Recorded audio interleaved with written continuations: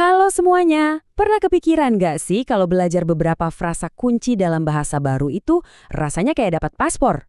Bukan paspor buat jalan-jalan biasa ya, tapi paspor buat masuk lebih dalam ke sebuah budaya. Hari ini kita bakal buka paspor itu bareng-bareng. Dan ya, ini dia ide utamanya. Ini bukan cuma soal belajar bahasa loh, tapi soal gimana kita bisa nyambung. Satu kata halo atau terima kasih aja itu bisa membuka pintu ke percakapan, pertemanan, dan pemahaman yang mungkin nggak pernah kita bayangin sebelumnya. Oke yuk, kita mulai petualangan kita. Coba deh bayangin kamu lagi ada di sebuah kafe yang cozy, tempat di mana dua budaya yang berbeda ketemu. Ini dia adegan pertama kita. Coba rasain deh suasananya. Kamu bisa cium aroma kopi yang khas, lihat cahaya matahari sore yang hangat masuk, dan dengerin alunan musik gamelan yang tenang di belakang. Suasana yang pas banget buat memulai sebuah pertemanan, kan? Oke, kita langsung masuk aja ya. Percakapan biasanya dimulai dengan sapaan simpel. Di Turki kamu bakal dengar, merhaba, adene? Dan di Indonesia, nggak jauh beda, halo, siapa namamu? Cara yang to the point dan ramah buat mulai ngobrol di kedua budaya.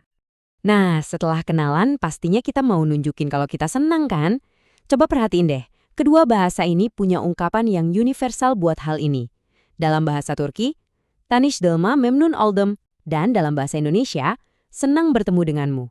Dua-duanya tuh ngasih kesan yang anget banget. Nah, lihat deh, percakapannya ngalir banget kan, langsung ke soal asal-usul. Ini topik yang umum banget kalau kita ketemu orang baru, dimanapun di dunia. Pertanyaan, aku dari Turki, kamu orang Indonesia.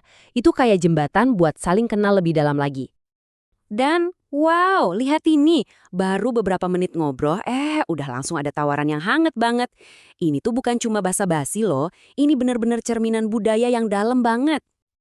Jadi, ini nih poin pentingnya. Undangan kayak gini tuh inti dari budaya keramahan di kedua negara. Ini nunjukin keinginan yang tulus buat berbagi pengalaman dan membangun hubungan. Jadi ini lebih dari sekedar kata-kata. Ini tuh semacam tindakan persahabatan. Oke, sekarang kita pindah yuk dari kafe yang tenang ke suasana pasar tradisional yang penuh warna dan energi. Siap-siap ya, karena ini pengalamannya bakal beda banget. Coba bayangin kamu lagi jalan di antara lorong-lorong pasar. Lihat tumpukan buah-buahan tropis, cium aroma rempah yang kuat, dengerin riuhnya orang tawar-menawar.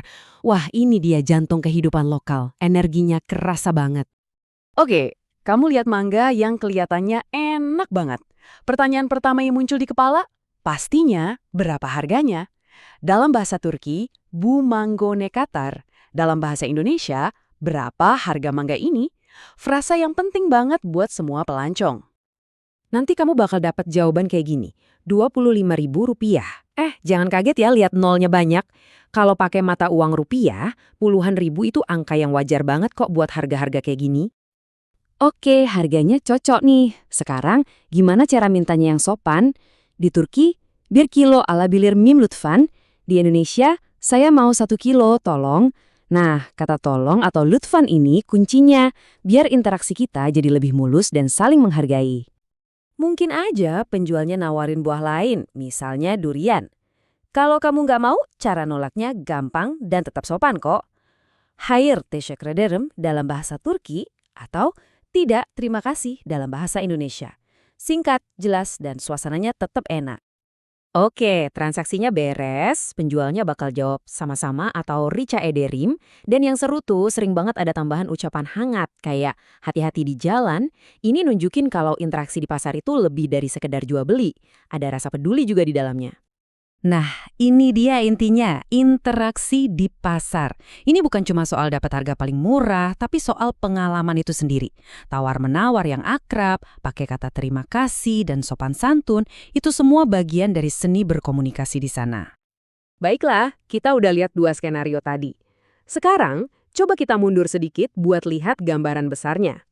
Sebenarnya apa sih yang bisa kita pelajari tentang nilai-nilai budaya dari percakapan-percakapan sederhana ini? Kalau kita rangkum, coba dilihat, mirip banget kan? Baik pendekatan Turki maupun Indonesia itu sama-sama menekankan keramahan dan sopan santun. Bedanya cuma di cara mengungkapkannya aja, tapi intinya sama-sama menghargai hubungan antar manusia. Jadi, setelah semua ini, sekarang kamu punya alat baru nih. Anggap aja ini halaman pertama di paspor budaya kamu yang siap dicap sama pengalaman-pengalaman baru. Ini dia bekal buat kamu. 4 langkah simpel ini adalah kunci buat membuka percakapan di mana aja.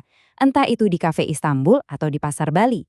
Mulai dengan sapaan hangat, tunjukin rasa senang, tanya-tanya, dan yang paling penting, jangan lupa bilang terima kasih. Pada akhirnya, bahasa itu kan alat ya, sebuah jembatan. Sekarang kamu udah pegang beberapa kata pertama, kunci pertama buat membuka banyak banget pintu. Pertanyaannya sekarang bukan lagi mau ngomong apa, tapi petualanganmu selanjutnya mau dimulai kemana?